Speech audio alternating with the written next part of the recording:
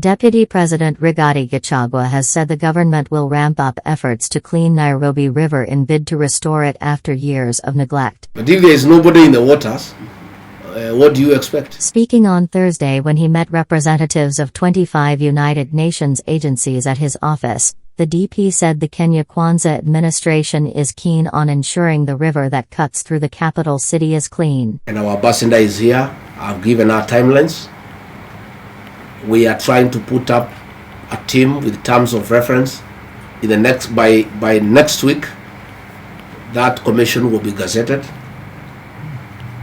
It's a huge undertaking in matters cleaning the river and settlement, because people have to be relocated, but they have to be given an alternative source of livelihood. He urged the UN agencies to work with the government to register the success of the planned exercise.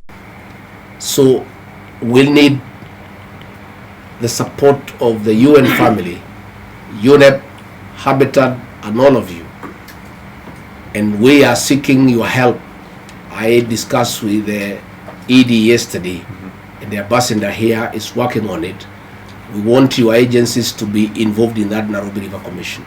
But we'll be asking for the UN family to mobilize for us funds, resources, and expertise to restore Nairobi River and create livelihood out of that river along the way. The agencies under the new United Nations Sustainable Development Cooperation Framework Kenya 2022 to 2026 expressed their readiness to partner with the Kenya Kwanza administration in implementation of 15 programs in effort to leave no one behind. Among other groups, the programs target children, the youth, women, people living in arid and semi-arid areas and urban informal settlements. The DP said the government's doors were open to all stakeholders willing to work with them in implementing the Kenya Kwanza's plan. Further, he welcomed their support in the implementation of the Hustlers Fund set to be launched early next month. 50% is reserved for the women of Kenya.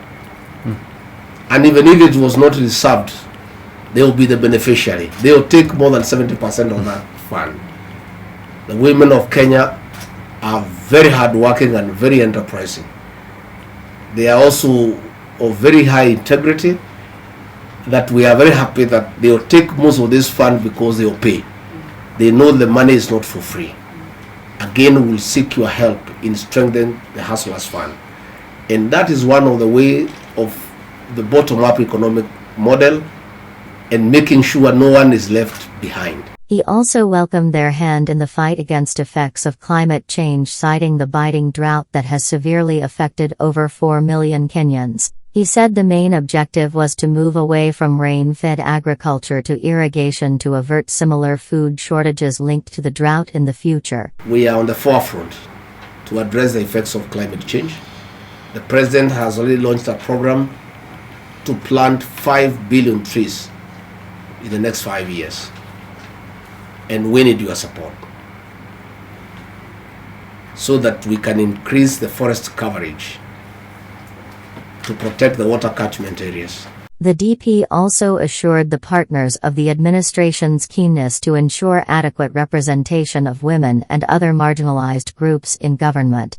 The representatives committed to work with the government to realize its development agenda.